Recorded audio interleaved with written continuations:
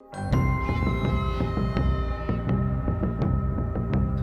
right. Well, we're here. We're talking about Mandalorian. Mando. Season 2 just ended. Yes, it did. And Bradshaw and I had the chance to watch the entirety of season 2. Sean has seen the ending and knows the context of the finale. But what did you think of the series as a whole, or as the season 2 compared to season 1? I was talking to my boss about this today. I was like, I don't have a single bad, truly bad thing to say about this season. With like the closest is just that the the Frog Lady episode just kind of felt a little out of place, I guess, but it was still a good episode. So it's whereas season 1 definitely had ups and downs. Yeah. Season 2 just was hit after hit. I was just yep, this is a great episode. Yep, this is a good episode. Well, how about we talk about the first episode? Do you remember that in its entirety, beat by beat? What was going on? Was that the Marshal? Yeah, the Marshal. Yeah. Mm-hmm. And do you know how they tied in a lot of Deadwood references into that episode? Well, you had the Queequeg, whatever, the Weequay. Weequay, yeah. Queequeg's the thing Moby from Dick. Fucking Moby Dick. Yeah. Herman Melville. The Weequay that was the bartender was what's his dick's right hand man in Deadwood. Yep, at the leader or the Gem Saloon. He was the bartender of the Gem Saloon. Yeah, he was the fucking what's his dick's. What's his name? I can look it up. No, not the character. The boss, Al's Swearingen. Yeah. It's Swearingen's, right hand man with the mustache and the long hair. But the thing I'm trying to get towards in the breakdown of the first episode was, well, yeah, and the fact that he's the kind of sheriff character, of the town, and as well. A big thing that they set up from season 1 was what you need to do is find a Jedi to, you need to bring your enemy to a clan of evil sorcerers or whatever the line was. I forgot what he was tasked to do. But Mando, he was looking for other Mandos. No. He was doing there. No, the forger, the smith. Oh yeah. Told him your quest now. Your quest now is to take the child to his people. And he's like, you want me to go give this enemy to enemy sorcerers or something like that? Yeah. And then she's like, yeah, this is the way. And so what happened was, in this first episode, was they need to go find what was it, John Leguizamo's character at the very beginning? Well, that whole reason was that he was finding Leguizamo's character was he was looking for Mandos. That's what he went to him for. Right. That's what he went to him for. Was he was looking for more of his people. And he found out then that he had heard of one in on Tatooine. Which is why then he went to Tatooine. Yep. And do you think that his character, John Leguizamo's character, whatever his name was, I forgot, but do you think he was talking about the Marshal because the Marshal is wearing the armor, or do you think this guy is in the know and knows about Boba? Mr. Anderson, Mr. Robert Anderson Fett. I don't know. That's a good question. If he was doing it based off of his knowledge that Boba was operating, but the thing would be Boba would have been gone. Word would have spread that Boba Fett had, quote unquote, died, right? That wouldn't have been something that the criminal underworld wouldn't have known about. They would have been privy to that. because of his stature within the underworld. So I would think he would know that Boba was, especially this being, you know, 4 or 5 years after he died, like Right. you'd think that they'd probably know that Fett was dead. But I don't know. Yeah, that's a good question. Yeah, I always thought about that. Like right after right before the credits rolled, the last shot you see is Boba looking into the twin suns. Yep. And Well, then it's turns. just him looking at fucking Mando with his armor, just like, dude, that's mine, you motherfucker. Yeah. So you just see the back of Boba's head. As Yeah, and then Mando you just, get a face shot too. and then he turns around to the camera, and you're like, "Oh, Yeah. yep, that's Boba." Yep. Okay, cool. There he is. And then like, you forget how like just straight fire this season was from the get go. Then you had all the shit with the Tuskens. Yeah, but how Mando can just talk to Tuskens. Yeah, and then like and then bring the people, bring Cobb Vanth and whatever together with the Tuskens to take on the Crate Dragon. Yep. It's fucking tight. Bringing people And together. then, and then the whole Crate Dragon thing was sick. Yeah. And then you got a little like Star Wars lore Easter egg with them finding the pearl There in you the go. Crate Dragon. Oh yeah, that's true. Straight out of KOTOR. Yep. Put that Yep. shit in a lightsaber. Get them bonuses. Yep. Because Yeah. they were like they'll help us if they can keep like all the meat and stuff. And they're like, all right, I don't give a fuck. Well, Mando got some meat too. Yep. yeah. Fucking. But yeah, the action scenes in that were just stupid, especially when he rockets up onto that bastard or by him. That Yep. was sick. Both dudes good up there. Yep. Yeah, both of them. It was But- funny seeing Fantastic in the armor that's obviously designed for a shorter person. Yep. He felt Speaking of armor. kind of weird. This Onion Knight. Why can't I talk to him? Siegmeyer? Who knows? Sean's playing some. Sigmire. He's got a different weapon. Shield. Oh. Are you at Duke's Archives or something? Can I talk to you? But let's move on to episode 2. Do you remember what that Yes. one was? Episode 2 was Frog Lady, wasn't it? Yeah. Do you remember what it was Episode called? 2 was Frog, because then Legendary have- Dude. what's her dicks? I'm terrible at remembering certain names. Amy Sedaris. What's her name? Amy Sedaris. There we go. Yeah, her. Who I love her character. It was great. Yeah, some people Um, think she's kind of annoying, but I'm fine with it.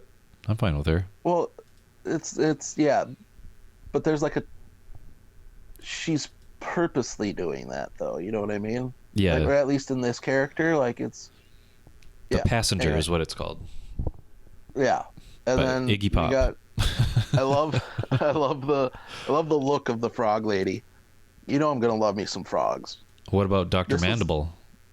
This was that was tight too. They're playing some. What were they playing? Pazak, or were they playing a? They're playing some sort of game like that. Mandible's like he's Sabak. like a big looking praying mantis type bug dude. I think but, that's a throwback to the original Cantina, where you just see like a big bug with glowing eyes. Mhm. And that was the other thing in the first episode too. He goes to the cantina, doesn't he? Yep, I think he goes and talks to. But now there's droids working there and shit. So you can see that it's changed because before droids weren't allowed in the cantina. Right. And then So yeah, Amy Sedaris says, "Hey, you Yep. got to take this Hey. frog lady to her place." she got some info on where you can find some more Mandos, and he's like, "All right, fuck." And then this is the controversial episode too, because fucking my little boy, my little Yeed boy, was just munching on her fucking eggs. Yep. Because the theme of every episode until he gets fucking snatched is fucking he hungry. Like Oh yeah, he's a grown the boy. whole time. He's a grown Like boy. at the in the first one, he's real hungry, so he gets him some of that soup, and then he gets that like octopus thing attached to his face. Yep. And then in this one, he's just like, eggs. And he just munching some eggs. And people being dumb are like, he was genocide. And I was just like, no. They mistook her like line of saying that Last of her is, like, species. it was the last of her line is what like the actual line was. Yeah, last of Meaning her that like lineage. This is her last batch of eggs that she can make. And not the last of her species, which a lot of people thought. A lot of people thought like, reason. He's just like exterminating this entire species. Also, they're eggs. They're not living beings yet. They haven't been fertilized. They're just eggs. Mm-hmm. And if this is like any other frogs, a lot of those little babies will die. So whatever.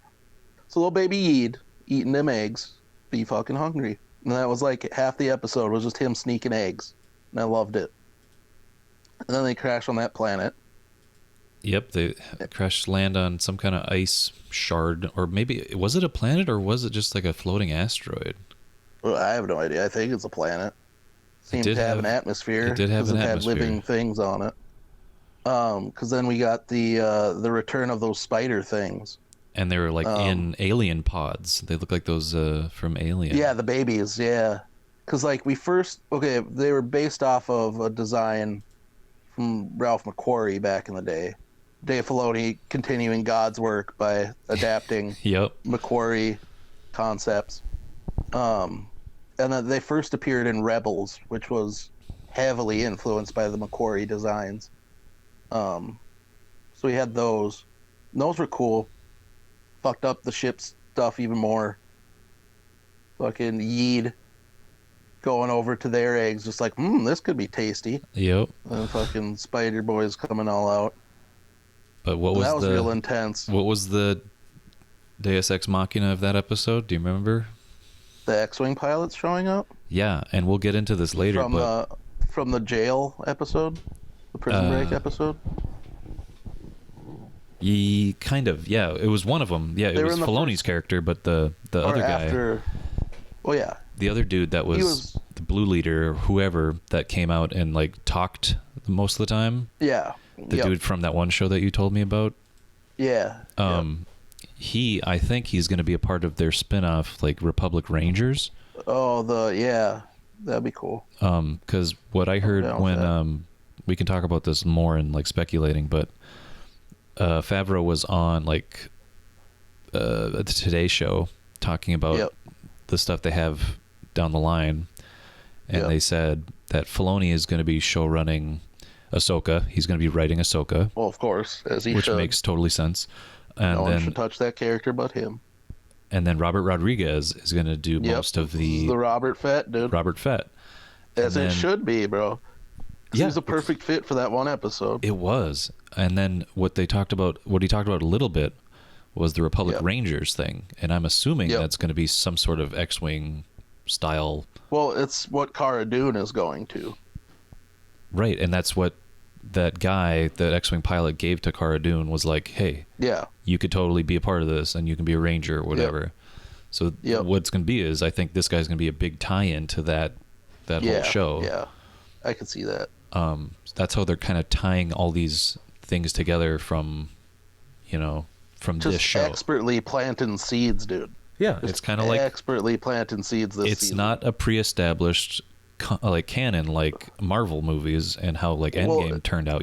This is like they're setting it up from the get-go in Mandalorian. They're like, this show is like a bridge between all these other things. And literally, like, no guest spot on this season was without a purpose. You know what I mean? Yeah. Because you had those guys with their future spot. Yep. You had Boba setting him up for his shit. Yep. And you've got... Is he getting his own show? Ahsoka. Boba? Yeah, Bill Burr. Oh, Bill Burr? No, but a lot of people think he should be in that Republic whatever thing too. Rangers. Republic Rangers. He's a great shot. Yeah, because he was really good in the episode this season. Super good. And Ahsoka with Ahsoka. and Bo-Katan with the whole Darksaber stuff. And here's So, where like- we can speculate a little bit more on the Bo-Katan stuff because of the last episode having Mando, Din Djarin have the Darksaber. There is some conflict between those two now. But the main thing, I just want to cover this real quick. What she wants that saber for is to eventually, where I see this converging, where I see all this converging is like in an endgame epic style, like everyone versus like Thrawn and his whole legion of bad guys. But now they're probably going to pull that away and with Thrawn with Ahsoka, you know what I mean? Yes, Ahsoka seemed way more intense. Because she's looking for Thrawn. Oh yeah. So that's obviously going to be that. What I think, well, I mean, it's, because she wants the saber for the obvious reason of whoever holds the Darksaber is, the leader, essentially. And that's her quote-unquote rightful spot. Yep. But yeah, and then was there anything at the end of episode 2 that linked up, or was that just they just fucked back off to drop her off? Yep, they're just like, in episode 3. we ran your tags and you have expired tags. Yeah. You need to fix your tags like any cop, like get your tags changed. Like we'll let you off with a warning. Right. Then episode 3 is it's on Mon Cala, isn't it? Yeah, they're getting to Bo-Katan, and so you get to see the Quarren and the Mon Cala peoples. And that's when the spider thing attached to his face, Baby Yoda's face. Oh yeah. That was the he hungry moment of episode 3. Yep. Episode 1, he just needed some soup, some soupy soups. And then the introduction of Bo-Katan And the other Mandalorians with her, and the whole, like, him, I guess, discovering that his whole "this is the way" shit wasn't all Mandalorians. It was all just, like the children of the Watch. Yeah, the religious zealots. Like, oh, you're a child of the Watch. Okay, we get it. We can take off our helmets here. Because as they've explained and stuff, Death Watch were the ones who, found Din Djarin. Yep. So it makes sense. And then, what was it that? Oh yeah, then we get Frog Lady reunited with the dad, Frog Dad, right at the beginning. Yep. And then they have to babysit Baby Yoda. Yeah. And the best was when they find each other. The frog dude was underneath it. It just said like frog sounds or some shit like that. frog man speech. I was like, this is the best subtitle. Frog Euphoria. Yeah. And then he goes to that shady bar or whatever and talks to that Quarren guy. That's the other people from Mon Cala, right? The Quarren. Yep. Yeah. Yep. And he's like, oh yeah, sure, we're fucking. No. And you want to go fishing with my buddies? Let's go fishing for a little bit. Yeah. And then actually like pirates or whatever, and then that's when Bo-Katan and clan show up. Well, you're missing out on the one part where they try to like yeet Yoda into the pool. Into the pool, yeah. Yeet the yeet, dude. And they just like push both of them in. Little baby Yoda gets swallowed. Yep. By one of the weird things. But when they knock him in, geez, it was so graphic. Yeah, I know. Then Bo-Katan and people save the day. You have that whole awkward helmet off thing. Yep, and he's like, whoa, what are you guys doing here? Right. And then, what was the rest? The kamikaze, the kamikaze ship into the harbor. Like, they went aboard that ship. They wanted to get all that artillery. Oh yeah. And Bo-Katan's like, hey, if you help me, I'll tell you where the Jedi are. And he's like, yep. Okay. Yep. So he does that, and then that's where she informs him about Ahsoka. Right. The captain. I just want to get into the captain doing the suicide pill, where like electrocuted his face off. Yep. and that they had a corridor shootout scene where Mando just took hit after hit. Ding, ding, ding, ding, ding, ding, ding, ding, ding. That Beskar boy.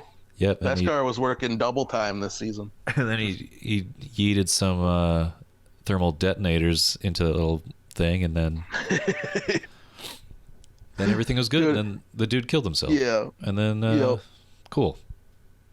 That was my favorite parts of this season is just seeing all the various Mando people working together and fighting together. That was always just.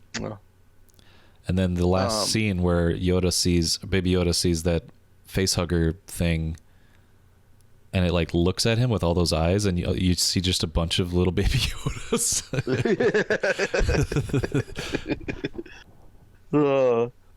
And then, or wait. And that was pretty much it. That was the end. That was the end. Yeah, and then the next episode was now we're getting more into the going back to. Was the Ahsoka stuff? No, it was the Cara Dune fighting the. Oh guys. yeah, because that was the he hungry moment from that episode. Was macaroons. This episode was the macarons. Yeah, little boy not sharing his macarons, so Baby Yoda was just fucking yeeted him from him. He just force pulled those macarons, and then little Baby Yoda sitting in class is also like my favorite. Just sit and chill. Indiana Jones part right here in this game. Oh God. The boulders. Oh boy. Yeah. And then it's the walk of faith from Last Crusade. Oh, I know what you're talking about. Yep, you're in the crystal caves. Yep, crystal caverns. Yep. Take a step, drop a pebble. Take a step, drop a pebble. Or just watch the snowflakes fall down. So then, what was the main main mission in the Cara Dune episode? The main mission was to get to that base that they thought was just a random base, but it turned out to be a clone lab. Oh yeah. Where the Mithro, whatever his name is, Mithril. Yeah. The blue guy from the first episode of the first season, the Horatio Sands. Horatio Sands, yeah. Where they Dr. Pershing, they talked to, or they watched his hologram. Yep. And he said, you find out that's what they want Baby Yoda for. Yep, that he's a donor. Yep. And then you had a sick fight in there. Oh yeah, that was one of the coolest like trench scenes, like where they were being chased by the speeder bike guys, and they like. Well, when they hop in that like tank type thing and just fucking, I hate to say it again, but just fucking yeet themselves off the fucking edge. Well, so did the stormtroopers in their speeder bikes, and they just crash into each other and burn. Yep. That was horrible. Like just they look so cool, but like they look cool dying too. Yeah, and that was that was one. Wasn't that? Didn't Mando get on like the roof or some shit and start shooting at him, or was that a different episode? Mando pieced out on his jetpack to go check on the kid, and then he came back with his ship and then obliterated the dudes, the TIE fighters. Yeah. And then that's where you see the other guy show up again, the marshal or the ranger guy. Talk about like what was at that base, and they're like, I don't know, nothing. Yeah, that's where he slides through the little thing and just like, hey. And the finale of this episode too was introducing the Dark Troopers. I'm dead. Mm-hmm. Where you're like, what are those things? See the Dark Troopers. Yep. What are those? What are those? I think that's the first time we see Gideon this season too. Yep, that makes sense. Oh shit! And then we get to Ahsoka. Then it's Ahsoka. Yep, which was cool because it was like fucking Western / samurai movie. Oh, it was both. It was both. Because you have Din Djarin being like the lone gunman, and then you have Ahsoka being like the samurai. Yep. They both have showdowns, and you know. And so she's trying to find out where Thrawn is from the lady that's running this place. And then the you lady's like, Michael Biehn too. Michael Biehn is the other gunman guy. her like right hand man, and she's like, dude, these people are like slaves. I'll just kill them. I don't give a shit. And Ahsoka's like, fuck. Yep. Ahsoka's opening fight too, like creeping through the fog and just brutalizing dudes, was tight. That was really ninjutsu style stuff. Mm-hmm. And then so there's that whole thing With the Beskar spear, she's got the Beskar spear. And then that can actually stand up to lightsaber attacks. Yep. Which is pretty cool. Beskar can. And then that's where we find out our little Yeet boy's name. Because Ahsoka has the little Vulcan mind meld thing with him. And he's like, Grogu? And then Grogu like perks up and he's like, huh? That was the best. Like that scene where he just would say his name over and over again just to hear his little reaction was so adorable. I really like that scene. Huh? Yeah, it's so good. Talking to me? Yep. And then Ahsoka's like, yeah, I can't train him because, he's old. He's old and he has an emotional attachment to you, and that's not safe. Right, because what I think is that he was like whisked away. I want to see like the origins of how Baby Yoda ended up in that little pod. Yeah, how he got saved. Who saved him? And like who brought him out. Because it sounded so sad because she was talking about how like that's the whole story. Like he told me about this, and it was just really like depressing for him. He was scared and lost, and then talk about being alone and scared, and I was just like, oh, I know, that was my little really sad. Boy. And then so she's like, yeah, I can't do it, but she tells him about Tython. Yep, where he can go make a collect call. Yeah, collect call through the forest. And then they go and do their showdowns, the Wild West guy showdown and the samurai showdown. And that's when they Sean, you'd be interested to know that they introduced some HK droids in that episode too. Oh yeah, yep. I heard about that. And they look like and they have older models. They don't look like HK-47, but they look pretty dope. They have Thrawn's snarky and douche as HKs. No, they don't have any voice modulator things. They just look at each other. Yeah. They have like Thrawn's like symbol or whatever on them. Yeah. Which I didn't see that. That was just some nerds were able to catch that. But so we have that whole fight going on. You have, Mando making his way through, gunning people down. And then showdown with Michael Biehn. Yep, Michael Biehn. And a very cool, typical Western gunman duel type situation. And then you get like an Asian garden style fight, like in a samurai movie or a kung fu movie. Ahsoka and what's her dicks, and Ahsoka ends up winning that shit. Yep. And then she gives Mando the Beskar spear, which again, now that it's like planted for a reason, not just here's a fucking Beskar spear, because you Mando. And then that's when they part ways. And then it's Tython, right? Next episode's Tython. Then it's he goes to visit Cara Dune again. And then she says something, or like he's doing the Grogu, like, hey, Grogu.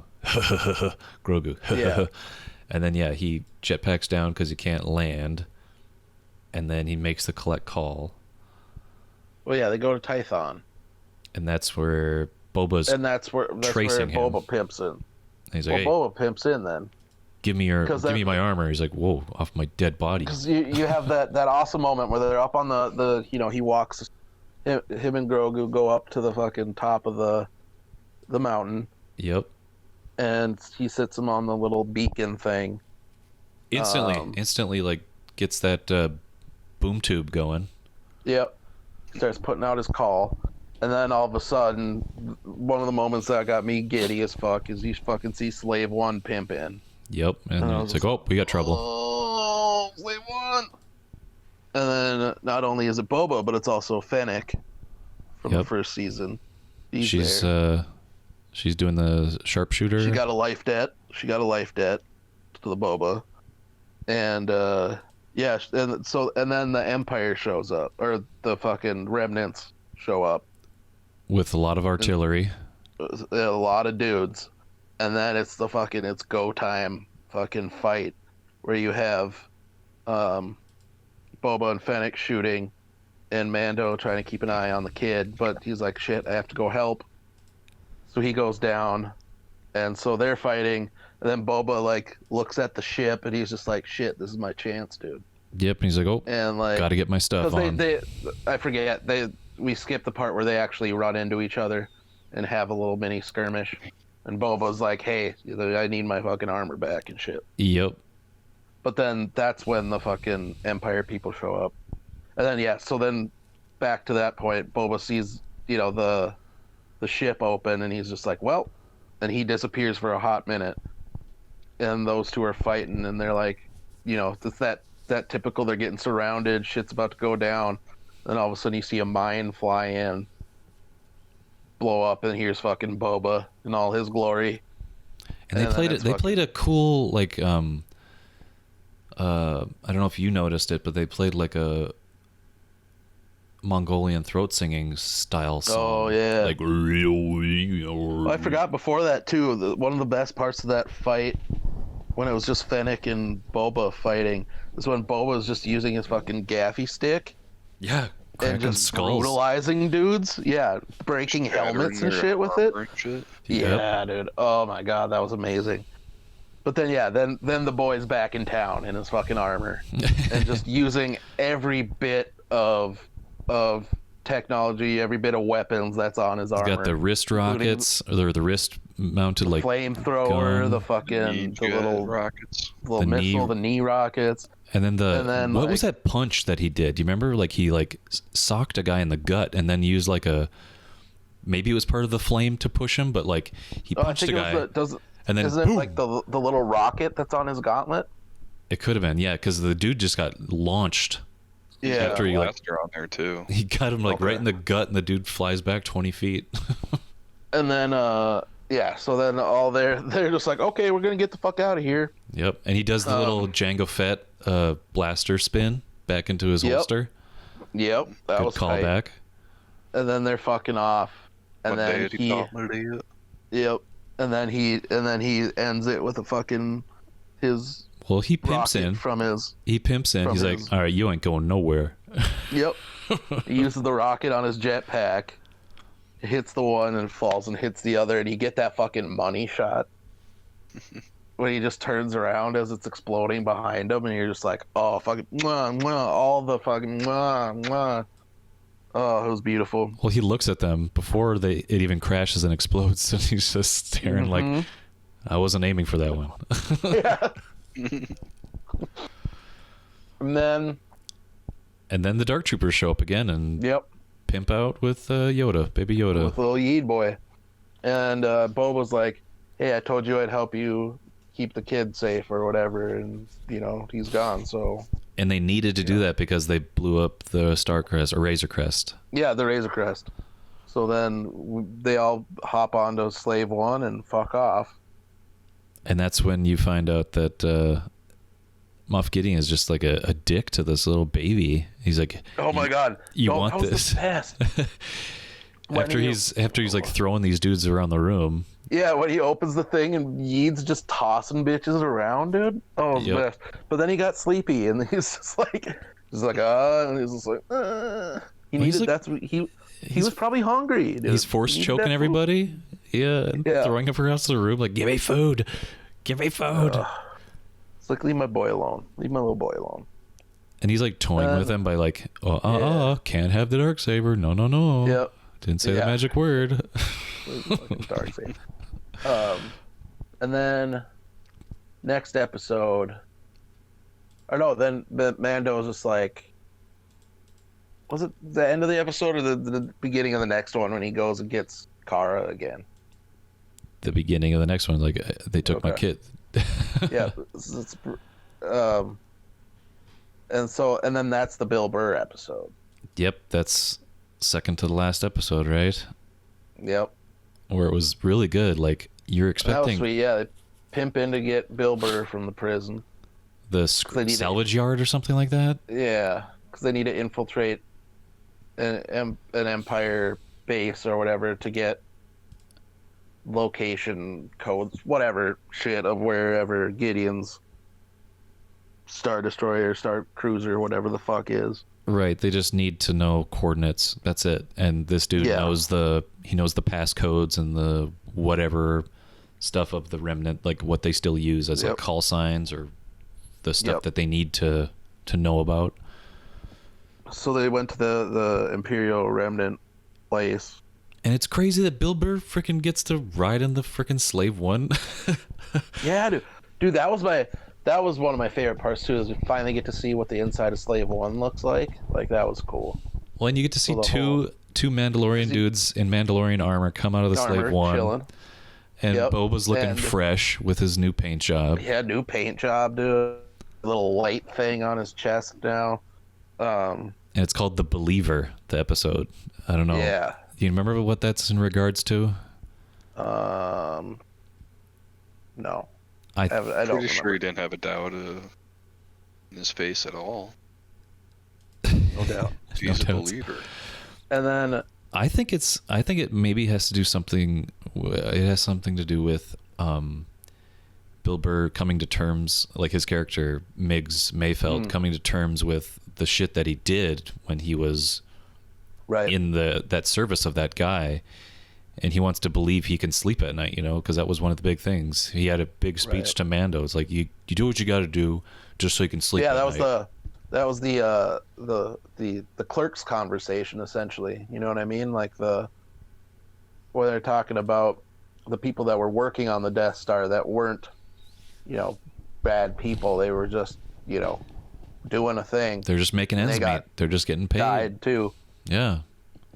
So then you had that cool, they hijack that delivery thing.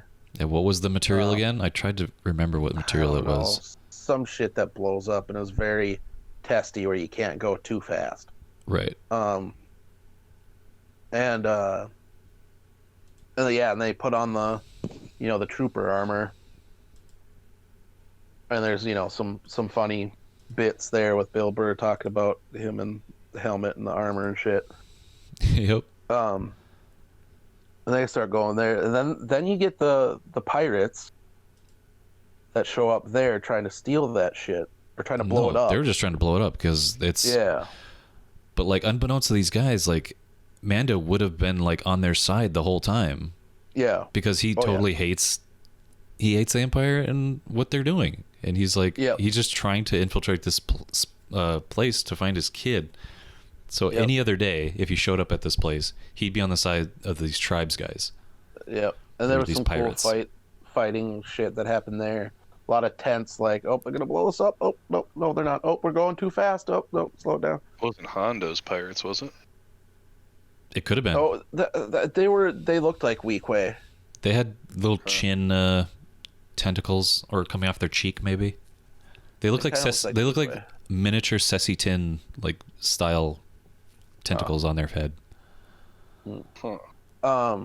And then like shit's about to go bad, and then like you never thought you'd be happy to see a TIE fighter, but you were, as the TIEs come in and help and take them out. And they get to the base. They get saluted. They get saluted by everybody. And everybody and Bill Burr is just soaking in the admiration, just like hell yes, I did a good job. Yes. And then so the place where they need to go is in the officers' lounge or whatever. In the mess. Officers' mess, where there's a little kiosk, essentially. A node or something to put your information cylinder in. Yep. So which sounds pretty bad. My information cylinder. Yeah, right. Wasn't Bill Burr ends up getting distracted or so? Oh yeah, he doesn't want to be seen by that one officer because he was his commanding officer at another time. Yep. So another place because it takes a facial recognition to enter this thing. Yep. It has to prove that you're a person, essentially. Yep. Um, It's like the those questions you get asked, like, are you a robot? Make sure you're not a robot. Do that's this. basically what it. Yeah, that's what it is. Because otherwise, it's like, because it wasn't looking for like who the person was, just that it was a person. Yep. Because otherwise, Din's face wouldn't have worked. So Din's like, fuck it. He goes in, takes his helmet off to do the facial scan. And then the officers like notices him, and there's some shit that happens, and Bill Burr comes in to save the day, essentially. Because he has no idea the lingo they're talking about. Like, what he asked him specifically, like his ID what's your number or whatever. what's your designation or whatever Yep. like that. And he's like, transport crew. Yeah. And he's like, so then what? Bill Burr comes in, saves the day there.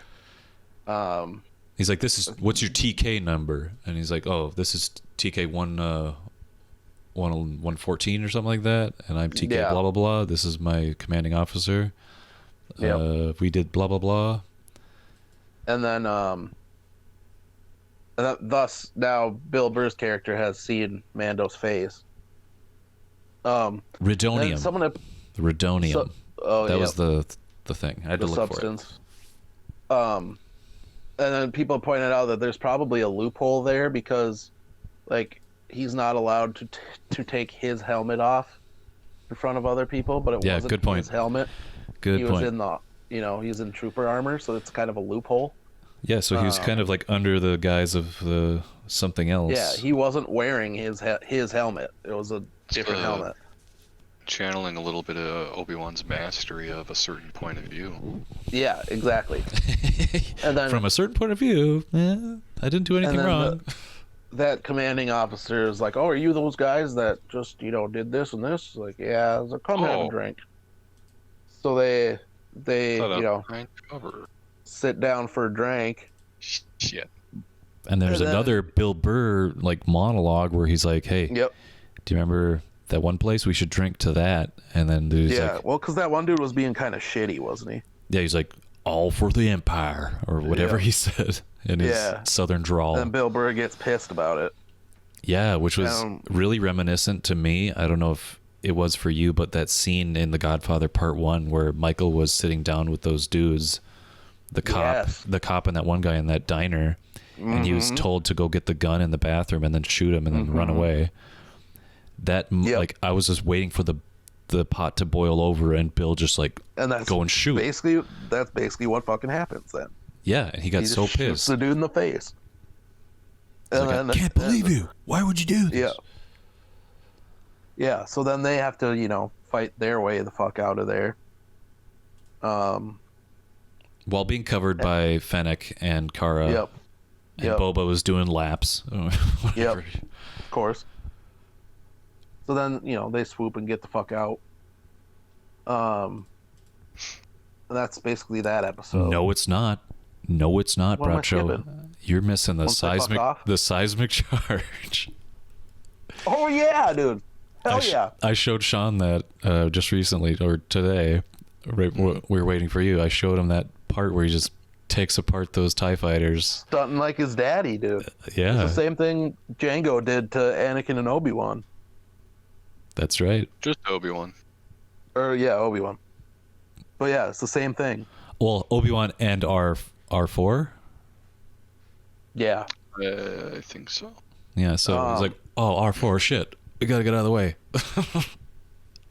Well, that was in the we skipped that thing in the episode where on Tython, where Boba gives the whole breakdown about his dad being a foundling. So yeah, here's my sequence numbers or whatever. It was like thus making Django a Mandalorian, not by blood but by being a foundling. Yep. Well, I mean, he grew up on Concord Dawn. That's a DeLorean world. Yep. And then he also does the whole certain point of view. Well, he it's does. It's like the universal like Uno reverse card. It's like, not certain point of view. I am a Mando. I can wear What's this. What's the Django line that he quotes in that? He quotes Django? Making his way through the universe. Yeah. Yep. That one. Yeah. Yeah. It was something along and those then he- lines. And then he also says, like, my father before me, like Luke does. But I think he says making my way in the galaxy.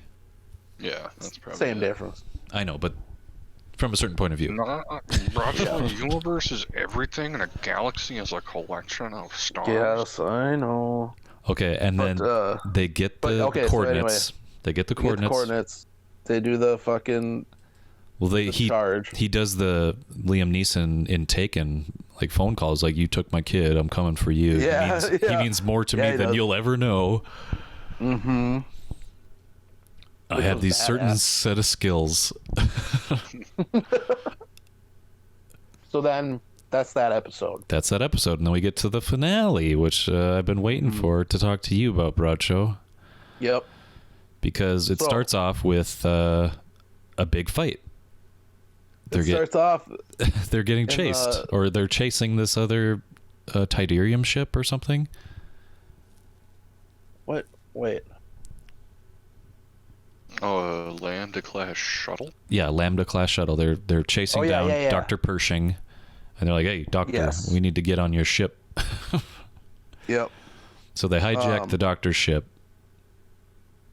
Is that before or after they meet up with Bo-Katan?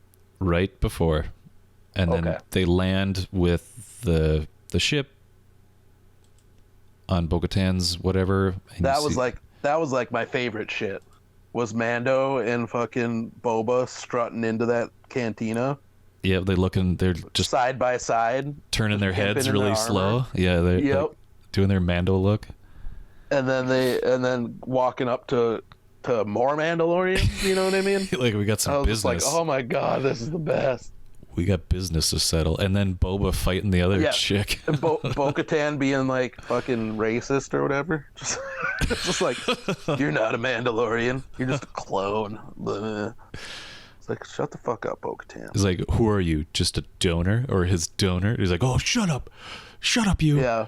Shut your face. Shut your dirty mouth. So, yeah, they have a fight. Boba and that other chick. Also. Yep. The Sasha Banks character. Yep. And then they talk to Dr. Pershing about where Baby Yoda's being held on the ship. Yep. And they're like, there, in the brig. Obviously, they lure Bo-Katan to come with because of the Darksaber. Yeah, he's like, oh, yeah, I know where they are. And he's like, oh, good luck finding Moff Gideon. He's like, I did. In the last episode, Bill Burr helped me. Exactly. Yeah, Bill Burr helped me. I know exactly where he is. So our group then is Mando, Boba, Cara, Fennec, and the two Mandos. Or no, just Bo-Katan. Bo-Katan and her and Sasha Banks. Banks. And so they're in the Lambda class being chased by Boba, and he's putting on a good show, pretending like, I got you now. And they're already kind of onto him because it's like, no, stop. The ties are coming out. Don't come in. No, the ties are coming out. Don't come in. Gideon like instantly knows. And then it's fucking go time. Boba fucks off. And that's where he fucks off for the rest of the episode at that point. Yep. He goes and kills Bib Fortuna at that point. Well, that's the end. That's after. That's after everything because Fennec's there. Right. They have to get off the ship somehow. I think they probably either take some TIE fighters or the Lambda class after Luke. Well, we'll get to Luke later. But unimportant detail. Yeah. At this point. But he activates the Dark Troopers after that. After they do their initial raid. raid. We should have a few minutes, but they're like, well. So then they split up, right? So then you got Girl Gang and you got fucking Mando. By the way, this is how you do a fucking Girl Gang right here, dude. Holy shit. They fucking killed it. Yeah, they did. Cara, her gun jammed, so she couldn't do a whole lot of it. That was pretty awesome, though. It jammed and she just starts, hitting them and shit with it. Yep. And then she, pounds it on the ground and, oh, that should do it. Yeah, she fixes it. She just rustles it a little bit and kind of, moves a bolt back and forth. She's like, oh, got it. Yeah, dude. Gets out of the elevator and just starts mowing people down. Yeah, that whole sequence with them was awesome. And then Fennec doing like tricks and backflips in that little storage. Exactly. That's the awesome part, is they each have their own individual style, right? Yeah. You have Cara Dune with being the heavy, with the big gun and brutalizing dudes, just brawler. And then you got Fennec with her more kind of, shifty, agile ninja style. Agile ninja shit. And then you got the Mandos with their Mandalorian fighting techniques and super shit. technical, using like just weaponry. Yes. Yeah. Like, that was awesome. So you got to see that reflected. It wasn't just a bunch of people running down a hallway shooting. You know what I mean? Mm-hmm. And the Mandos are always checking their six. Yep. They're always looking behind, like, oh, there they come. And they're making their way towards the bridge. Because that's where Gideon's gonna be. Yep, he's gonna be holed up there. But nah, Gideon's actually hanging out in the brig with Baby Yoda. BT Dubs. They know where the Yeet is, so they're trying to look for him too. Yeah, Pershing kind of spilled the beans. But as Mando's going, the dank troopers have awoken, and I like how he's like trying to like shut the door on them and shit, and they're like, no. Open. He runs over there like when you're trying to like make it before the elevator doors close. He's like, no. Shit. And then one gets through, so then you get the showdown between him and one of them, which is, he's just getting brutalized for the most part until he takes out the Beskar spear. Yep. And shoves that in his fucking head. But he was just getting worked. He's getting dinged. He used a lot of his artillery too. When the Dark Trooper is just repeatedly punching him in the face. Yep. But then the only thing that's saving him is the fucking Beskar helmet. Well, it's yeah. just like pounding him into the wall just hard. And the wall is getting more damage than his helmet. yeah, exactly. But yeah, so then he takes that Dark Trooper down. And then he goes to get the Yeed, and fucking Gideon's there. Gideon's holding the Darksaber up at the boy. Yep. At the boy. And the boy is in like these tiny finger handcuffs. Yep, his little tiny, cute little handcuffs. Then we get the showdown with Gideon and Mando. Well, there is an exchange between both of them saying like, I don't care if you have the Darksaber. And because he's like, Bo-Katan. Yeah, yes, I know you came with Bo-Katan was Bo-Katan. up there because she thought it'd be up there to have the Darksaber and shit. But no, I am over here. I knew you were coming. Yeah, and he just, I love he just chews the fucking scenery in this episode too. Giancarlo. Yeah, he's like, killing it. She thinks I'm there. I'm not there. Yeah. But I have this. His whole spiel, he's just basking in the glory. And then they have that fight. Yep. But we still need to have them. He says like, I got what I needed from this child. Oh yeah. You the can sample. I got the sample. I got whatever. So like, and he doesn't. He was like, it does me no good to have him dead. You know what I mean? Like, but that's the thing. Like, he's still Moff Gideon. I think he doesn't kill the kid outright. Like, he had the blade right up to him. Well, yeah, he doesn't want to kill the kid. Like you said, it's like it would do him no good because what if he runs out? You know what I mean? He might need that kid again. But I think he was trying to play the long con here because he wanted. Oh yeah, he thought probably. he thought he could best Mando in a fight with the Darksaber. Right. So we have That's a bad idea. Very bad idea because he turns his back after he takes the kid and he takes a full freaking hit to the back. Yep, with the Darksaber. Yep. And then he puts the kid down. And glorious Beskar is just like, nah, dude. And then he sets the little Yeed down, and then it's party time. And he busts out fucking the spear, Beskar spear. The Beskar spear. And then it's fight. And the fight takes a little longer than you think it would. Yeah, the dude actually has some good technique with the saber. Yeah. And then but then Mando bests him, obviously. And then but he kind of part of me thinks that he kind of let him too, to a degree. In a little bit. Or once he knew that he was bested, he was just like, yeah, we'll let this happen because this means he gets the Darksaber now, and Bo-Katan doesn't. He was just doing to spite Bo-Katan because he obviously knows Mando has no clue of this rite of passage. and sow discord and that whole thing. Mm-hmm. So then Mando gets that. They head up to the bridge. And then we have the whole. That's why she can't wield it, and he's like, "Well, I yield." Yeah, just take it. He's like, she won't take it because that's complete antithesis of who she is. Like, she has to best you in battle, and he's just like, I don't want it. And then Giancarlo's just, or Moff Gideon just kept. Yeah. He like knows. I was telling Sean, like, he was kind of like a Weebalorian. Like, he's just. He knows so much about the Mandalorian. He's a lore master, dude. Yeah, he knows everything. He's like, no. He's a Mandaboot. And he, the whole time that he's sowing, the whole time he's sowing discord and everything. He notices there's a gun on the ground, so he hides that with his cloak for future usage. And then fucking. Oh, I forgot too. At that one point, they open the airlock, and all the dark troopers get sucked out. Yep. Right before, after he kills that one initially. Yeah. He pops him out. He sucks him out the airlock. But now come back. We've got people coming. They're like, how many life signs? None. 'Cause it's all the fucking dark troopers. They have jet boots. They show back up. We saw this. They have jet boots. They can fly anywhere. So they come back, and they're marching up and shit. And then they're at the door, and they're pounding on the door and pounding. Thinking all is lost. And fucking at that point too, did Gideon make his move then, or was that? Nope. Just I was like, when? Okay. All right. So then.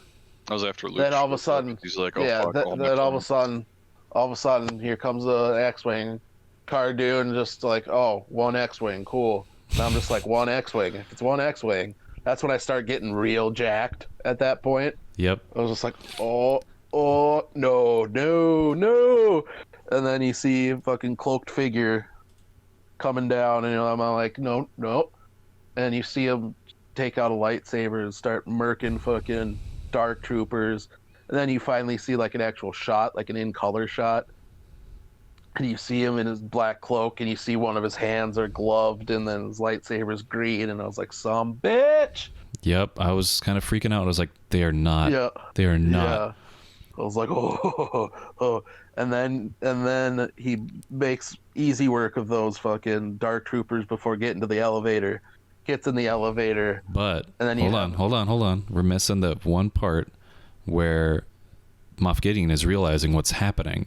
Yes, and he instantly starts shooting Bo-Katan. Takes the gun. Well, he shoots. Is it Bo-Katan he shoots, or is it Sasha Banks he shoots? He shoots Bo-Katan because she's looking at the monitor watching Luke. She's distracted by this dude just killing dudes. Glorious Beskar, so she's fine. Yeah, and then he turns to shoot the little Yeed. Yeah, which was like, that's why I wanted to bring up the fact that he wasn't going to kill that kid, but then he served no purpose. Yeah. But he figured like his time's done at that point, so he's like, if he can't do it, nobody can. So he turns the gun to the Yeed. Mando fucking slides into home and fucking blocks it with his glorious Beskar. Yeah, he slides into home. Yeah. He's like, I got you, kid. And Gideon's like, shit. And then he's like, well, I'm just going to shoot myself. Yep. Puts it under his chin. Then Cara Dune knocks it out with her gun, and then in the same fucking swipe hits him in the fucking face and knocks him out. Yep. Which was then, all beautiful stuff. All really beautiful, entertaining stuff to like. You see the hope lead from him after he realizes, oh, my dark troopers, they're all dying. All is lost for him now. After you think like, oh, all is lost for these guys, gonna go up against these dark troopers, where it took like Mando freaking 10 minutes to kill one. It's like taking Luke 2 seconds to kill a bunch of them, half of the fucking platoon or whatever. Well, it's seeing this dude in his effortlessly in his absolute prime. Like, he is like the highest ranking of the Jedi, the most powerful you've probably ever known, that was birthed from this child of the Force. He's a freaking Skywalker, just annihilating these robots. Full tilt Master Luke at that point. Full tilt Luke. Full tit. tit Luke, dude. Showing all the tits. And then Super Bowl Sunday, then- showing all the tits. then you have that anticipatory elevator dinging as he's coming up, and then the elevator opens, and he goes, and just perfect like replica of the Rogue One fucking Vader hallway fight. Yep. He's just going down, just effortlessly striking these dudes down, doing cool ass shit with them. And then like the last one, he does like the fucking Vader grab. He crushes the can. He crushes the can. And then did you notice the Jedi Outcast kata, or Jedi Academy kata he did? The force pull and slash. He pulled sick, one dude. right towards him. Yep. Yeah, you're right. And then we have, then he gets the door. And they're like, open the door. I'm like, are you? And then Bo-Katan, being a Mandalorian, is just like, are you serious? Like, why would I do that? Yeah. And he's like, fuck it, and walks over, pushes the button. Or it's especially, he knows to open the door too, because the entire time Luke's making his way, fucking Yeed is like, oh, he's like entranced, and he's like, Yeah, he's like, oh, my collect call went through. yeah, reaching out to him on the screen and stuff. He found Mando home. notices that. He's like, oh shit. So then they open the door. Cloak figure comes in, takes hood down. We got facial mapped Luke Skywalker. Well, you get the dumbest question ever asked by anyone in the Star Wars universe from Mando. Are you a Jedi? Dude, he doesn't know. You know what I mean? He just watched that whole thing transpire, and he's like, are you He a knows Jedi? nothing about Jedi, dude. All he knows is that they're these like fucking space wizards, and like He met Ahsoka. yeah, but Ahsoka was like, I'm not a Jedi, and like, and he doesn't know that like they're, he's seen other non-Jedi have fucking laser swords, It's still, I put my palm in my face. When he Right. said that. But he doesn't And what know. Dude. what do He you just doesn't know. Sean, what should he have said then during that question? Oh, it should have been Kyle Katarn, and he should have just went, I'm no Jedi, I'm just a guy with lots of questions. And then That would have been way better. Yeah. so then we have Luke doing Luke things.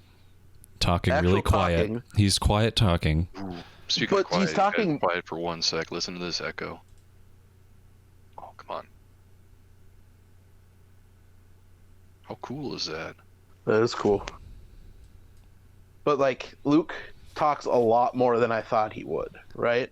Yeah. Like I didn't think they'd have him say too much, but he actually did. And then He had for a thing or second, two. like, huh? He had a thing or two to say. He knows a thing Well, or yeah. two about a thing or two. The other thing I wasn't sure of was like when he showed up, I wasn't sure if it was going to be facial mapping or if, because there was the whole like thing of like, oh, they should cast Sebastian Stan as young Luke or whatever, or as Luke. Yeah, So I was like, kinda is this going to be it? But it was the facial mapping, and it didn't look too bad. Like you could still tell, obviously, like it's still fucking. But I think it looked better than the previous facial mappings in Star Wars. You know what I I mean? think Tarkin was like almost dead on. See, that's what my boss said too, and I was like, "There's something about Tarkin." I did not In like Rogue- Leia's. I did not like Leia's. No, but I- Leia's in Rogue One didn't look very good. In Rise of Skywalker, it was kind of whatever, just because it was cloaked by night, strategically. But like Tarkin's to me still looked like there was a computer element to it. You know what I mean? Yeah, like a little it- bit. They did well because like- they didn't de-age Peter Cushing because he wasn't there, so they kind of rebuilt his face. Well, they didn't de-aged Hamill. Hamill wasn't They did. there. They used the facial techniques that they used in the Irishman, that they de-aged style Robert De Niro's character. They kind of they used Luke. They used the actual Mark Hamill for this scene, and they recontextualized his face and computer generated it from but Mark existing Hamill wasn't photos. physically there. Wasn't he? I thought he was. No. Yeah, No. he said he was. He was there the whole time. He wasn't playing Luke though. His voice was. How did they get his voice was, but that's not his body. Are you sure? It's skinny. It's a skinny young man's body. That's They not can Luke's do body. they can do a lot with computers, Bradshaw. I'm like because there is a credit for the body actor. Oh, is there? Yeah. Okay. Yeah. I didn't look at the body actor thing. It says like cloaked Jedi or some shit in the credits. Does it? Okay. Yeah. Maybe I wasn't looking at it, but it might to have been me, Hamill's they could have voice, totally. maybe, but I don't know. Like it might have been Hamill's voice, but I don't know if it was. No, it definitely is Mark Hamill's voice, and because they credit him. That was the thing too. I wasn't sure if it was his voice either, just because it sounds like young Luke in his voice. But he's a voice actor; he can make himself sound like his young self. And they can modulate it. They can modulate it pretty easily, and. But yeah, physically, it definitely wasn't him. So like they could have, done actual. Well, they could have had. Well, yeah, everybody has a stunt double, like a lot of stuff that Mando or Pedro's doing. Like they could have digitally mapped his face, like current Mark Hamill face, and then done the digital de-aging on that, and then facial masked it onto the body of the person. But right. Because like I'm just saying, simply because like even when you look at him when he's not fighting, like when he's in the episode, he's still I'm not saying like Mark Hamill's fat, but he's got like an old man body. He's gotten a lot fit since he's been doing these Star Wars reprises. But he still has noticeably an old man body, right? So it's like, and the body they had for this was kind of svelte, a little more svelte than Mark Hamill is. I mean, it could be, but like I said, there's that credit for the body guy in there. But well, yeah, but that could also just be the stunt guy doing the saber stuff. Who knows? Because definitely that wasn't Mark Hamill doing saber stuff. I know that. Well, yeah, obviously, but like I'm still fairly certain that wasn't him physically at all. Okay. Until they come out with the Star Wars gallery things, we won't really know. But they're only doing one. Did you know that? They're not doing a full series. Is it going to be really long, like a behind the scenes of like the whole season 2? Yeah, it's not an episode by episode thing like they did for the first season. Well, as long as they covered the amount of things that they covered in the first one, then I'd be fine. Yeah. But yeah, so yeah, we don't know definitively what was and wasn't Mark Hamill, but he definitely was present. Like him. He was present on the shoot because I've seen tweets that he's made about like all the stuff that he had to be involved in. Well, he was just saying about his involvement in it. I don't think he got into specific. Did he? I guess he had to keep it hush hush. He couldn't say anything. Well, yeah, he was saying that news of his involvement. He didn't really say what he did though. Exactly. We have no clue what. Like if he just went to a recording booth and that was his involvement, or what? That's it, and that's the one thing that's like. I mean, obviously the facial mapping was noticeable, but like. Well, have you seen the deep fakes then?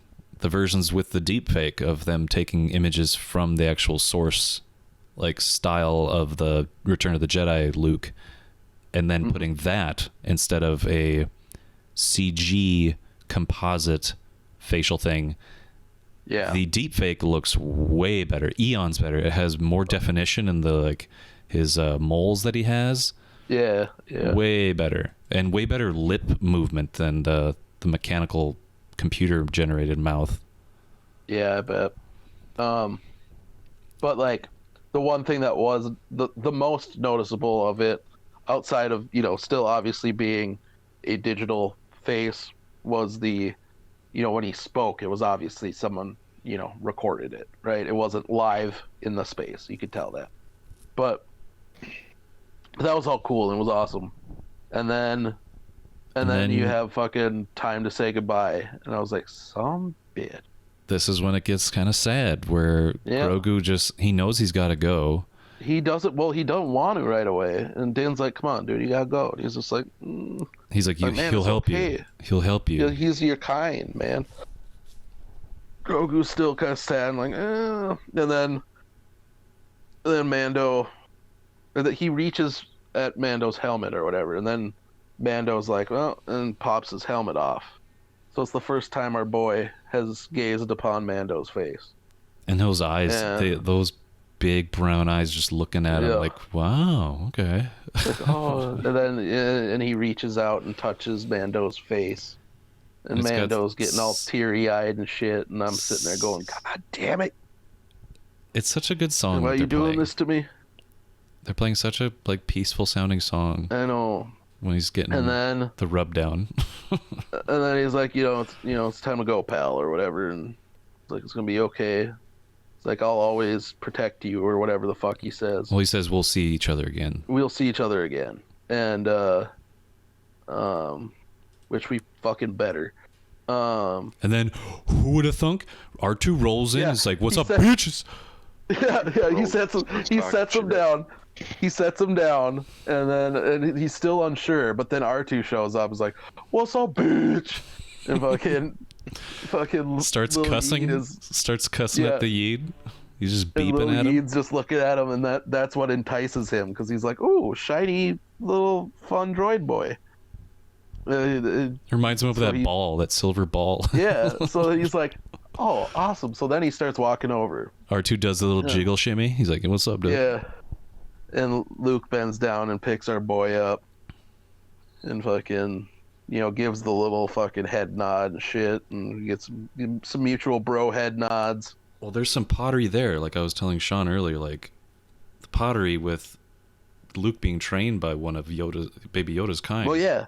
And then now he's training this Baby Yoda. Yep, exactly. That was beautiful pottery. Thing. It rhymes so good. And then they're walking away, and little Yeet's looking over his shoulder, and I'm like, stop it. Why are you doing this to me, Star Wars? Stop making me feel. 2020 made me numb inside, but now you're fucking bringing it all out. Stop it. And then they get on the elevator, and one last little look, and the door shuts, and I'm just like, oh. I don't know what I was more happy to see, was Luke or freaking R2. Oh boy, yeah, right. Well, R2 was the first. That was the icing on the cake. Yeah, that was the icing on the cake. I didn't even think about R2. Of course he was there, because he's in the fucking X-wing. Well, and he's the first. He's one of the first characters you see in Star Wars ever. Like, he's right at the beginning where the ship gets bombarded, and you see C-3PO and R2, and they're just like, oh shit. Yeah. And R2 is just one of the dudes that goes along for the ride. He's just like, he has minimal significance to the overall like narrative of like what's going on. He's just present and watching things. He's just there, dude. Because I was in the fan theories about how like the story of Star Wars is being told by R2. By R2, yeah. No, I'm down for that. I'm so down for that. So you've been there for everything. Everything, yeah. Yep. And I because I was in that moment, because I was trilogy. Right. I was in the moment of I was in the moment of feeling things, right? Yeah. Because that was, and then it was just a nice little popping me out of it for a second when R2 comes around the corner. It's just like, oh shit, R2. Yeah. It's just added another level of emotions that you're hitting at that moment. And you're like, oh god, what could ever top this? R2 shows up. He's like, beep deep dee. Yeah, and he's the one that entices the little Yeet boy to go, and I was just like, yep, perfect. Like, be not afraid. I am a droid. Yeah. So then, that's the end of the episode, right? And then fucking credits, and then we open back on the twin suns of Tatooine, and we pan over to fucking Jabba's palace, and we see two of those fucking pigmen walking and shit. Did you notice the aspect to be Gamorrean guards? Say it again, Sean. Those guys were way too skinny to be Gamorrean. Yeah, I know, right? They were a little thin. They're more agile. Yeah, they were stuntmen. Maybe I don't know. Maybe times are tough in Jabba's palace with them. Yeah, dude, they are. Well, Bib's eating all the food. Bib's eating all the food, of course. But like there was the size of fucking anacondas.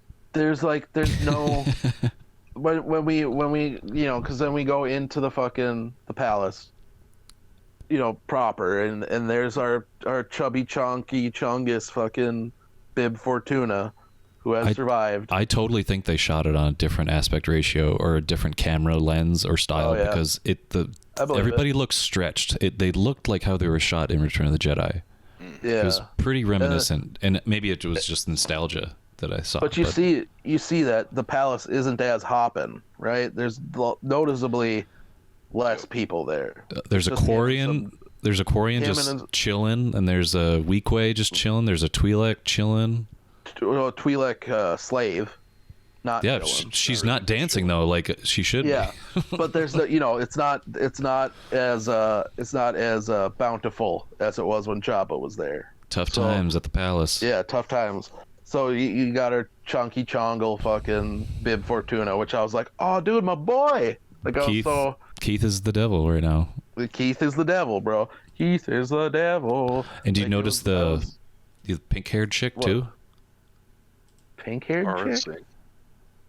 No. This was one of the. Do you remember the pink-haired? Thing's dead. Is she? The one that was in.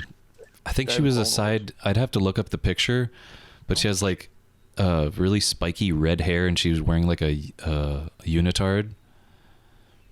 It looked like she was. Yeah. She looked like a Ziggy Stardust. Like. Yep. She was one of the singers from Return of the Jedi or something, like one of the Max Rebo band. From the reshoots, special edition stuff George did. But Aurra Sing died. I don't know if she died on screen, but she definitely died. If she didn't die on screen, then she's not dead. Because somehow I swear she died on. Palpatine came back. Right. Well, let's get back into this palace. I just wanted to point that out because she was in there and she looked familiar, and I was like, do you guys remember seeing her? This pink-haired chick? I don't know who you're talking about, but this girl looked like she was probably from the reshoots of Return of the Jedi. Yeah. And then we see a couple of we hear the guards get so commotion, and the guards getting fucking shot. Yep. And you see another one get shot and fall down, and here comes right there. Fall down the stairs. And then here comes Fennec down the steps, and then she shoots everybody and shoots the chains on the Twi'lek slave so she can fuck off. And then all of a sudden you see the shadow of our boy as he's pimping down the steps. Fucking Robert Anderson Fett is there. And then Bib Fortuna gives the whole Boba, we thought you were fucking dead. Like, he didn't know you were alive. Well, he throws in a fucking McClunky in there. He said McClunky. Yep. And then But do you know what that means now, though? No, is it like die or something like that? Yeah, it means I can pull it up real quick. Because that would make sense then, because he was talking about he thought Boba was dead or that he had died. So it's like you better or you wish you were dead or something like that. Yeah. So which in that the context in which he was talking, kind of. It's definitely it's Hutt-ese, they say. Yeah, which he was speaking. He wasn't speaking. This will be the end of you. That's what it means, roughly translated. Oh. This will be the end of you. Because he doesn't speak, basic or whatever language the fucking Twi'lek speak. He's speaking Hutt-ese the whole time. Mm-hmm. I want to say it's and then for the Twi'lek language.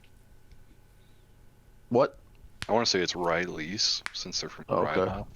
Yeah, that makes sense. But then, yeah. So then Boba just fucking shoots him, and with his flare gun, he's got his flare gun back, like Sean said, repurposed flare gun. Yeah. He pops, or he starts walking over, and Bennett grabs some sort of alcohol, I assume. Powerade. Blue colored. Electric Starts Powerade. Drinking and lounging on the back, and blue milk. Boba walks up and fucking tosses the fucking Chonkosaurus off there, plops his butt down on the throne, and you get that epic shot of Boba sitting on the throne with Fennec in the back drinking, and then it goes to black, and then you see the Book of Boba Fett coming December 2021. In conjunction with the new season of Mando. Because at first, didn't know. Like, at first, it was just like... So, to me, I was like, okay, because I knew that Mando Season 3 was also December 2021. So I was like, is that going to be the arc, or is this... Because there wasn't a logo either, right? It was just the yellow text on the black background, right? Yep. So it wasn't like a show logo or anything. So I was like, is this just what the next season is? Or what is it? Is it the miniseries we've been hearing about? Is it this? But yeah, so it is his own series, and it will start before Mando Season 3 starts. But they will be concurrent for a little bit, I think. So yeah, it's going to take place, I'm assuming, right during his invasion of the Jabba's palace, and just going from there. We know where it's going to start. We know where everything starts for him. So we got Boba and his shit over there next season, or in December. Then we've got fucking Obi-Wan. Mando. Well, Obi-Wan coming. But I'm just saying, like, in that timeline, there'll be that next year, and there'll be Mando Season 3, which, you know, we'll probably have some more Bo-Katan, Darksaber shit. It's going to have to, yeah. But I don't know what else, since we've completed our mission with the Yeed. You know what I mean? Like, what else is it going to be about? It's got to be about It's going to be reuniting the Mandalorians because of all the ones that got killed or left, and the Smith or the Forger. It's got to be all Mandalorian shit next season, which I'm excited for. Yeah. Because my two favorite things in Star Wars is Jedi shit, like Jedi Sith shit, and Mando shit. Oh yeah. So it's like, I'm fucking ready, dude. You know. And then they're gonna have like a rogue, or no? What are some of the other ones that they might tie in? They're gonna tie in the Republic Rangers. Republic Rangers is in this timeline, and assumedly Ahsoka's in this timeline. Rogue Squadron's a movie that Patty Jenkins is going to be doing. That's a movie. And then Bad Batch. Bad Batch. Lando, which we know nothing about yet. Right. We don't know if it's like, you know, modern day, well, modern as far as Star Wars goes, Lando, or if it's back to Donnie Dong Lover fucking I'm pretty sure I heard it's going to be Dong Lover. Well, we don't know yet. They haven't said anything. I mean, why wouldn't they? I know they already have. Well, I don't know. Isn't Billy D. Williams like retired? Well, yeah, but that's just it. It's probably is going to be that Lando stuff, but they just haven't said yet what it is for sure. Bad Batch, obviously taking place after the Clone Wars, has to do with them dealing with their brothers after Order 66 and shit. The spinoff of Rogue One with Andor. Yep, Andor. Cassian Andor. And then there's AKA Kyle Katarn. No. His replacement. Yeah. And then we have there's the anime one, the Visions. The anime one. I heard that it was going to be some sort of anime influence show. Yeah. Fully cartoon. Then there's also the Droids one, a Droid Story or whatever. It's a animated series too. Okay. Am I missing anything? I'm excited for Bad Batch though. That's gonna be tight. Going back Bad Batch is gonna be tight. Clone Wars style stuff. Animated series shit. Yep, I'm down. Let me see. I have an image of it saved somewhere. Obi-Wan, yeah, we didn't. There we go. I just mentioned Obi-Wan. Obi-Wan. So yeah, so we have Visions, Mandalorian, Lando, A Droid Story, Rogue Squadron, Ahsoka, Rangers of the New Republic, and the Acolyte. That's the other one. Ooh, we don't know anything about that. No. But I hope it's a show. I hope it's a show, and I hope it merges with stuff with Luke. That could be cool. There's some now that are rumoring, saying that it are starting rumors about a Luke show, and I was like, well, I don't know. I mean, they'd have to go like the Sebastian Stan route for that because they couldn't have facial mapped Luke the whole time. There were times during that facial recognition thing or the facial thing, I was just like, is that Sebastian? Like, it looks like they're merging young Hamill and current Sebastian. Yeah. I was like, what are they doing here? So, okay, I just pulled up the Wikipedia page for Acolyte. It's the one that Leslie Headland is doing. Okay. And it's the show will focus on the emergence of dark side powers in the final days of the High Republic era. There's some people that are thinking that this will be a Plagueis Sheev situation. Okay now. That'd be pretty cool. Okay now. Don't get me too hard. Yeah. The lady who's doing it is the co-creator of Russian Doll. That's where she gets her credentials from. But yeah, like it emerging dark side powers in the final days of the High Republic era. That had a lot of people being like, "Oh, is this going to be the fucking Plagueis Sheev stuff?" Because it very well could be. It could be just the first iteration of like a divergence of. You see like a fallout of all these different Jedi that just don't want to be Jedi. They just want to start learning dark side stuff. Well, yeah, because I mean, obviously, High Republic stuff is all after. Of course, if they keep that stuff, it's all after obviously the first Sith War and like all that shit. No, I just mean like I just mean having like. It would be great to see some kind of divergence from watching like I'm gonna put it in the context of like a Harry Potter. Like imagine everybody going to this school for being a Jedi Academy, and then a couple dudes just be like, all right, fuck this, let's drop out and let's become Sith together. Right. And because I mean the rule of two exists at this point. Again, if we're following pre-established things.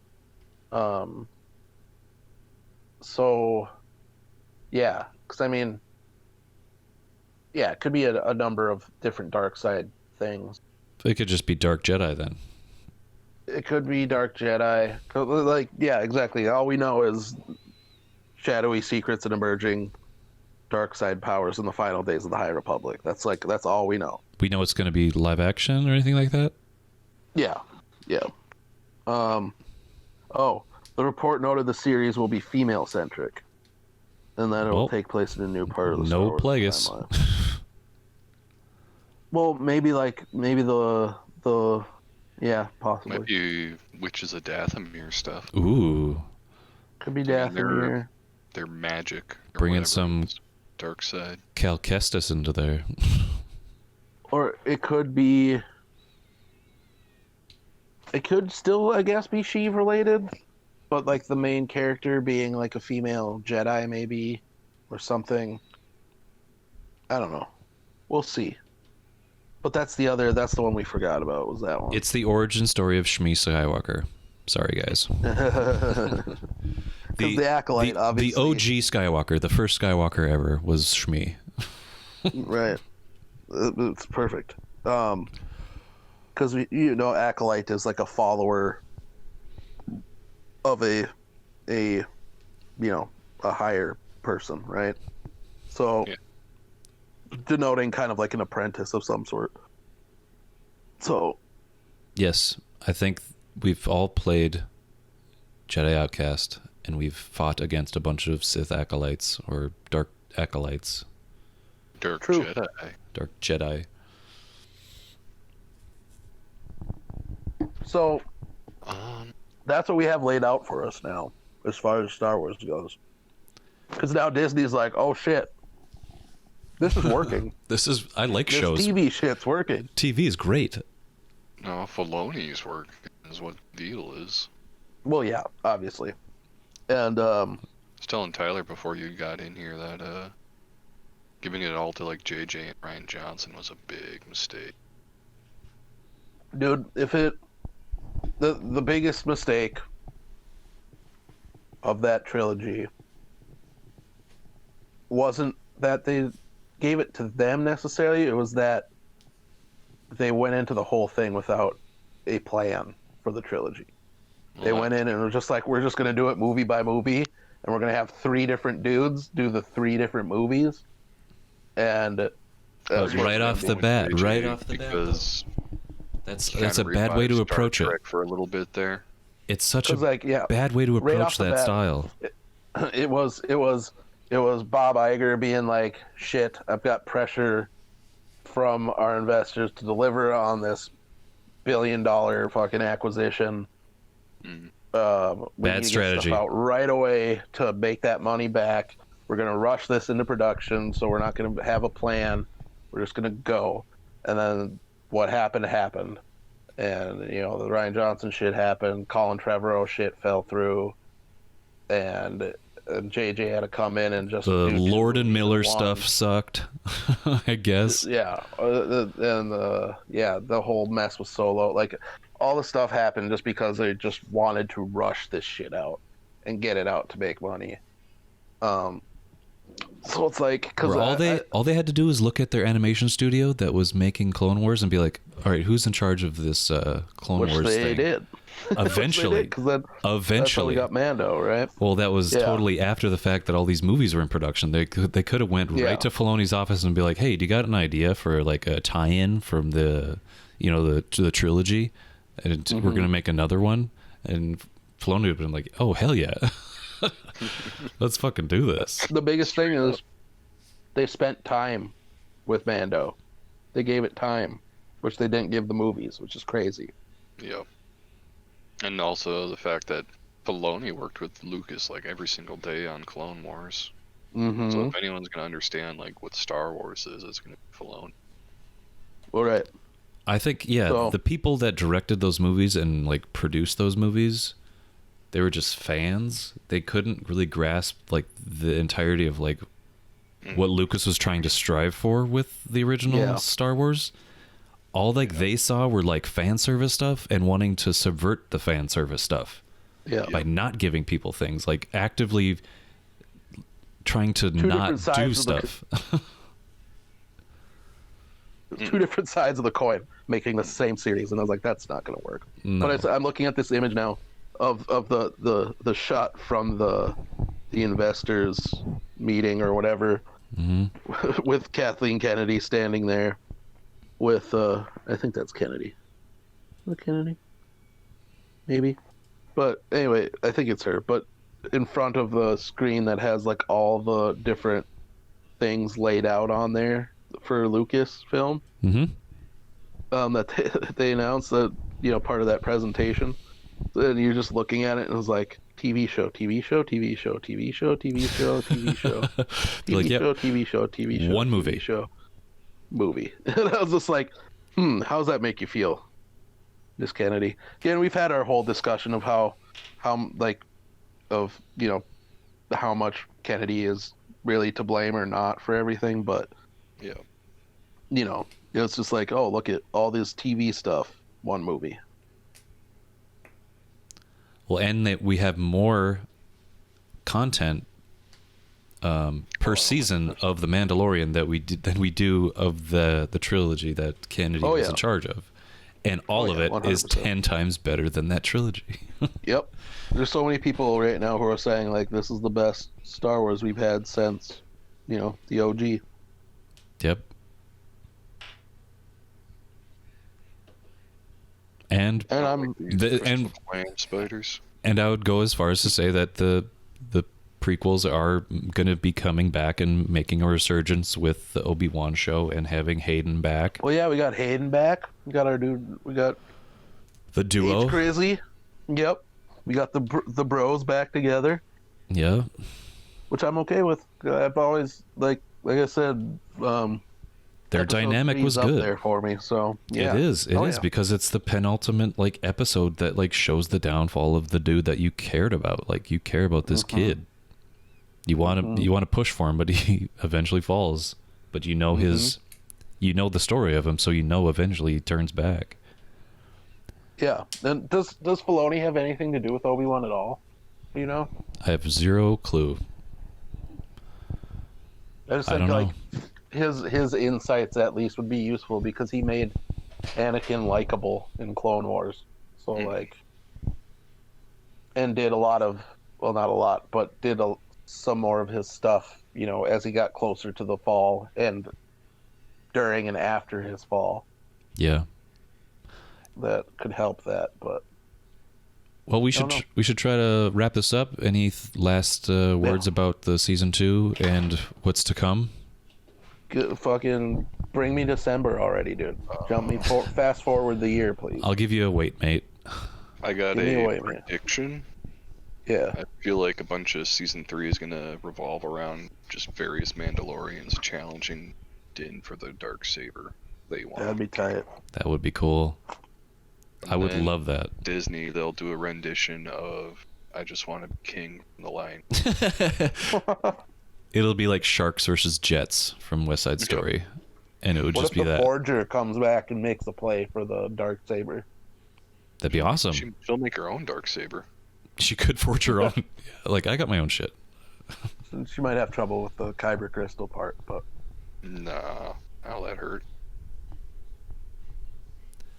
Anything else you guys want to say? I'm totally in for more Mando, more Baby Yoda. I'm hoping Baby Yoda comes back in some form, as like a Skype call or like a Zoom call. Well, yeah, if they give us like an entire season of No Yeed, I'm gonna be a little sad. Well, yeah, because you have to think about the merchandise. Every season has merchandise, and I at least need a little pop in of my boy at some point. Yeah, they have to. It's He's a gonna visit Luke's no-brainer. Academy. Yeah, that'd be great too.